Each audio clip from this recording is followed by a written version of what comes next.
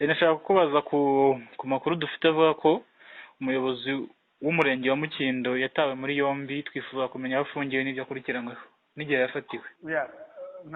Uyu mugabo witwa Rutaganda Jean Felix, Yego, tariki 25 z'ukwa munani muri uyu mwaka, yego, sitasiyo ya RIB ya Ndora ifunze abagabo barindwi. Rutaganda Jean Felix, umunyamabanga nshingwabikorwa wa Mukindo; Ntaho mpagaze Emmanuel, daso coordinator w'umurenge wa Mukindo; Habyarimana, daso ukora ku murenge wa Mukindo; Hategekimana Charles, wahoze ari umukuru w'umudugudu wa Mihigo; Macumi Ildefonse, Alias Bagora,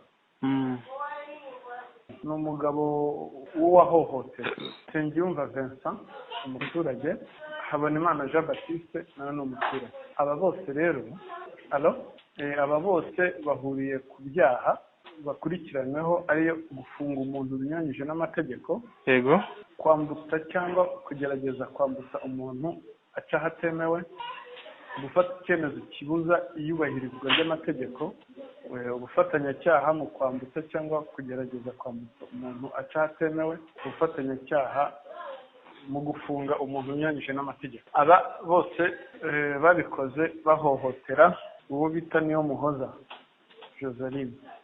Ntabwo ndi bujye muri detaye ukuntu ibyaha byagiye bikorwa kuko iperereza riracyakomeza, ubwo wenda nakubwira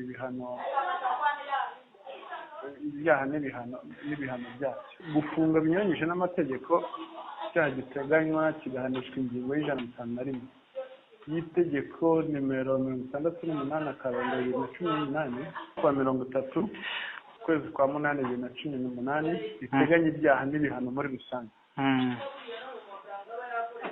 Aramutse ahamijwe rero n'urukiko,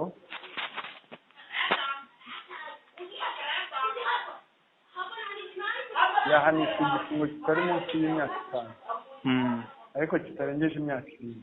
yego, gukubita no gukomeretsa ku bushake, gukubita cyangwa gukomeretsa ku bushake bihanwa n'ingingo y'121 y'itegeko twavuze hejuru. Iyo bihamijwe n'urukiko rero nanone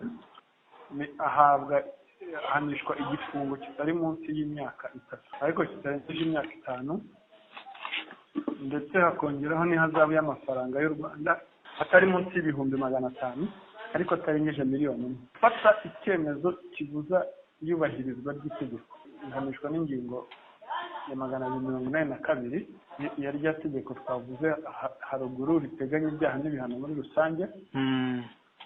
Iyo rero iyo bihamijwe n'urukiko ahanishwa igifungo kitari munsi y'imyaka ariko kitarenze imyaka 5 n'ihazabu y'amafaranga atari munsi y'ibihumbi 305 arengeje miliyoni. Noneho hakaba hari no kwambutsa cyangwa kugerageza kwambutsa umuntu aca ahatemewe. Iki cyaha giteganywa kiganishwa n'ingingo ya 44 itegeko nimero 57/2018 yo ku ya 13 z'ukwa munani 2018 byerekeye abinjira n'abasohoka mu Rwanda. Iyo bihamijwe n'urukiko, icyaha gihamijwe n'urukiko ahanishwa igifungo kitari munsi y'iminsi 30 ariko kitarengeje amezi 6